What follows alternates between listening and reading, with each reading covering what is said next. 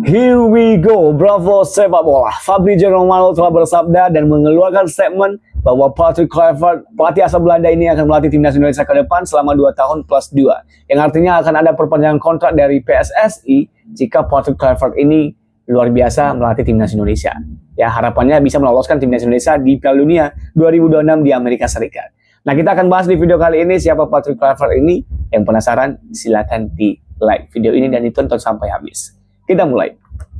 Patrick Kluivert. Patrick Kluivert ini memulai debut profesionalnya di Ajax Amsterdam, dan di mana di partai final Champions League di tahun 1995, gol sematawayang Patrick Kluivert mengantarkan Ajax menjuarai Liga Champions edisi 1995. Ini pemain baru 18 tahun dan sudah menjadi penentu di partai final Liga Champions di tahun 1995. Selanjutnya, setelah luar biasa bermain di Ajax, lalu pindah ke AC Milan.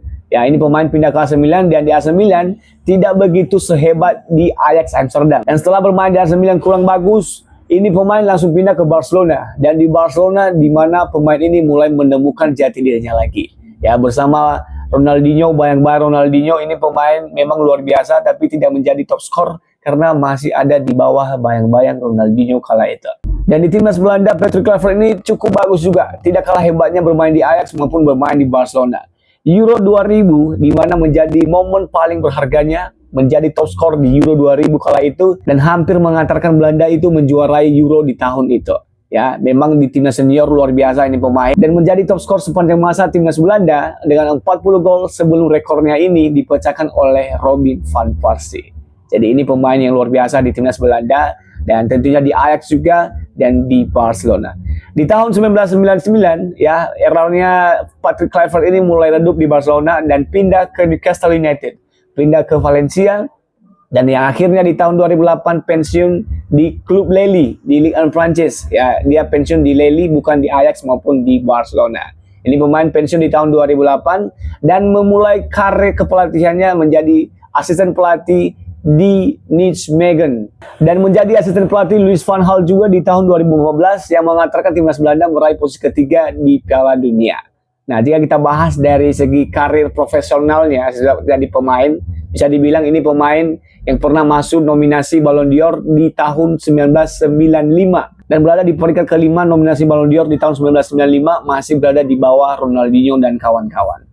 Jadi memang pemain ini luar biasa, dan tentunya jika kita bahas eranya di era sekarang mungkin hampir sama seperti Lamine Yamal, Mbappe, Vini maupun Erling Haaland. Menurut gua hampir sama ya jika kita bawa eranya sekarang.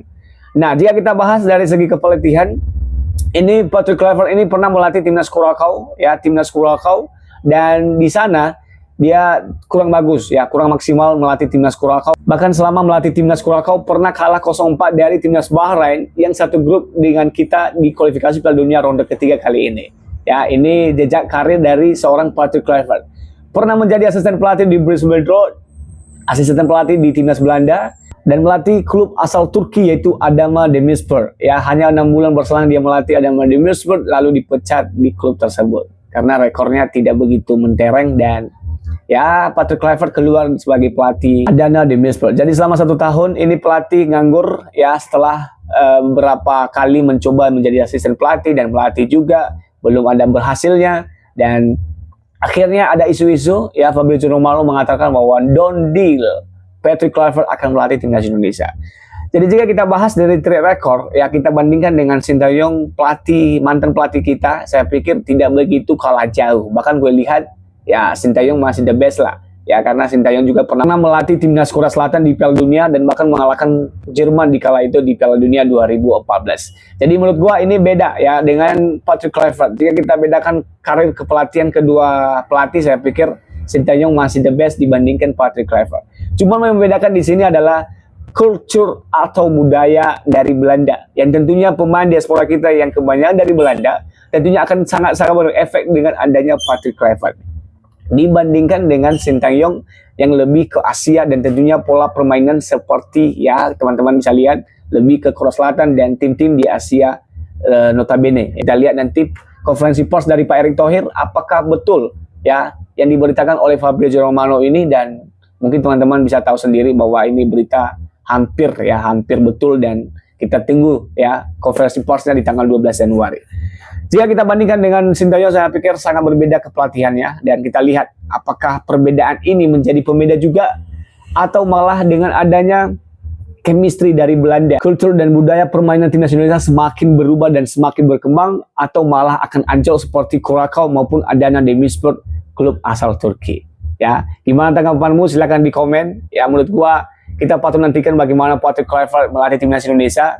Untuk sementara kita belum bisa menilai kepelatihan dari Patrick Kluivert ini karena kita belum tahu ya apakah ada efek ya dengan adanya Patrick Kluivert dari Belanda ini dengan pemain diaspora kita yang kebanyakan dari Belanda juga lebih bagus chemistry-nya dan lebih bagus bermain, dan tentunya hasilnya ya World Cup 2026. Ya, target kita 2026 bukan sekarang. Jadi kita lihat prosesnya 2,5 bulan lagi kita akan memulai ronde ketiga lagi, dan kita lihat Patrick Kluivert dalam pelatih timnas Indonesia. Tentunya gue melihat ini akan semakin banyak nanti pemain-pemain diaspora dengan adanya pelatih dari Belanda, dan mudah-mudahan pemain-pemain lokal yang ada di kubu timnas Indonesia saat ini bisa dikasih peluang untuk membuktikan kualitasnya.